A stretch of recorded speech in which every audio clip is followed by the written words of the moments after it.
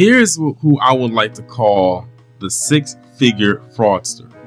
This person's name is William Chadwick Jones out of Georgia. He's 19 years old, and the reason why you see him in this picture right here, arrested and thrown in the back of this police wagon, is because he basically committed a huge fraud, a six-figure fraud. Like I said, this dude cashed over $545,000 in fake checks in order to pay his lawyer fees in a whole separate case that he's involved in.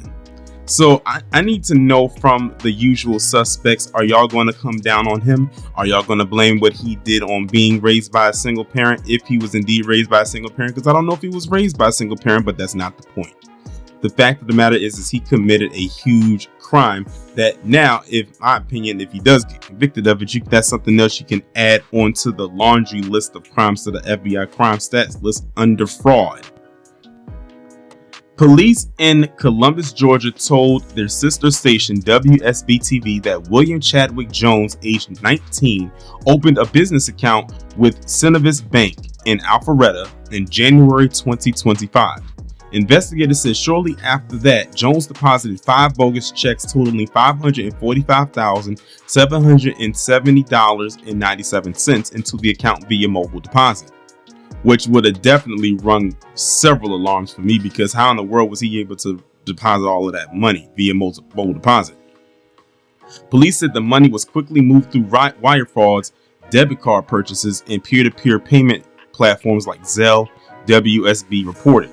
CBD said some of the funds were used to pay a criminal attorney retainer tied to a previous fraud arrest in Forsyth, Georgia. So he's known for committing fraud. That was at first I'm thinking to myself, I wonder what the other case was that he was trying to pay the lawyer fees for. So this dude committed fraud to get money to pay for another fraud case he was involved with. Make that make sense. Police said Jones also purchased a Porsche, which he was driving during the time of his arrest. Oh, he just knew he had it. He just felt like he just didn't care. I think that's what it came down to.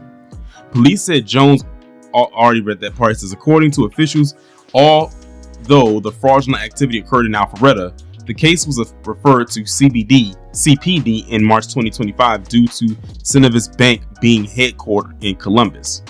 CPD worked with John Creek Police Department, the area where Jones lived, and arrested him.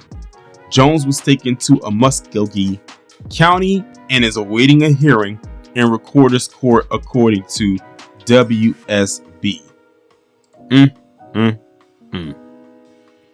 That is insane. That is crazy. And this story just came out. Like I tell you, the usual suspects are not going to talk about this. I promise you they won't. And the story just went out today. As a matter of fact, today I'm recording it on May 18th. It just went out today. Probably about less than an hour ago. So we'll see if they'll talk about this. I highly doubt it. I doubt that his name is even floating on social media. That is crazy. You committed fraud. Then, first off, you committed fraud in which you already got arrested for and pretty much had some charges on you already.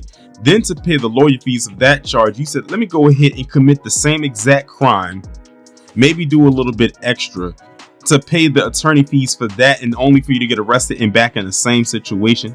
Now, I'm curious, now that we know he was charged with fraud in the previous case in which he was trying to pay those attorney fees for, how much money did he make, or steal rather, from the first time? Something tells me it might not be as much as he got the second time, because $545,000 plus is a lot of money. He basically got over $500,000. That's whew. Only 19, y'all. Only 19. His parents should be proud, I suppose. But that's pretty much all that's on the story right now, because like I said, it's a brand new story, so there really isn't much more to go on besides that. But by the time I upload the video, there's an update to be had. I'll be sure to throw it in there. If not, y'all let me know what y'all think about this down in the comments, and I'll talk to you in the next one.